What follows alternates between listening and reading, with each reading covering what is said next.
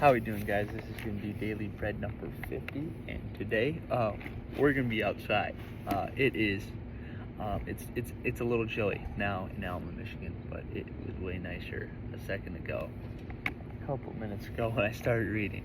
And today we're going to be reading from Romans 3, 5 through 8, and then we'll talk about another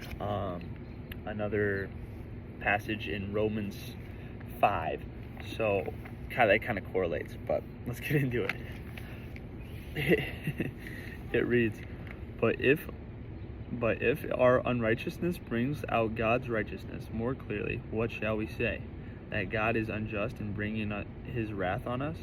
Certainly not. If that were so, how could God judge the world? Someone might argue, if my falsehood enhances God's truthfulness and so increases his glory, why am I still condemned as a sinner?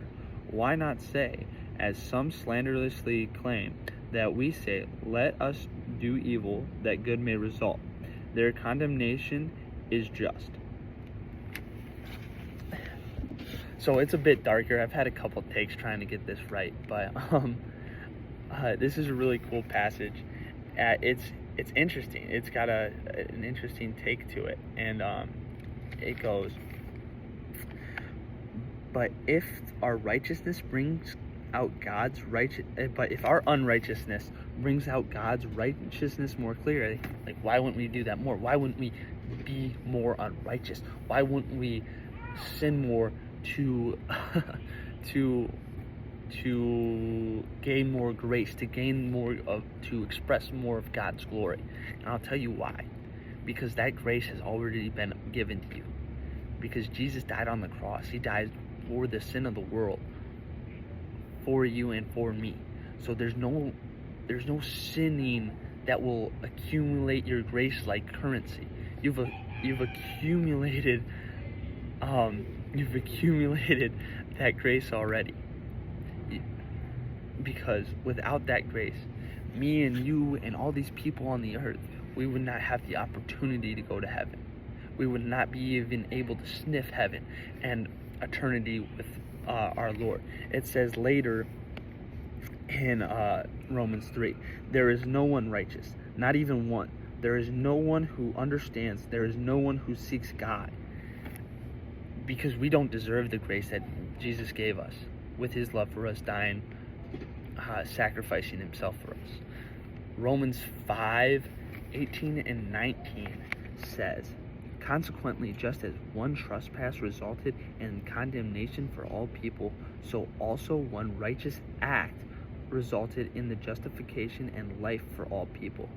For just as though the disobedience of the one man, the many were made sinners, also through the obedience of the one man, the many will be made righteous.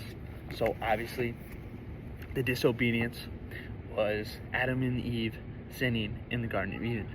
Jesus was the righteous act who who died on the cross for us and will make the many righteous. So by their one action in the Garden of Eden, they made us all sinners. But by Jesus sacrificing himself and dying for us, and because he loves us and wants to spend eternity with us and wants that relationship with us, he will make the many righteous. And so it's just another thing that I read, and it was like, that connects. We can't build up grace with sin. And that's kind of an interesting thought, so that's what I had. But I guess it's just important that we receive the grace of God, and it's up to us to follow Jesus and follow Jesus's example to live in eternity with him. Yeah, guys, I read these passages, I was like, dang, dude, I just feel lucky. I just feel very lucky and loved, and I hope you guys do the same. I hope you guys are doing well. It's getting dark, and I'm a little cold, so I don't know, but I hope you guys are doing well. You guys have a great night.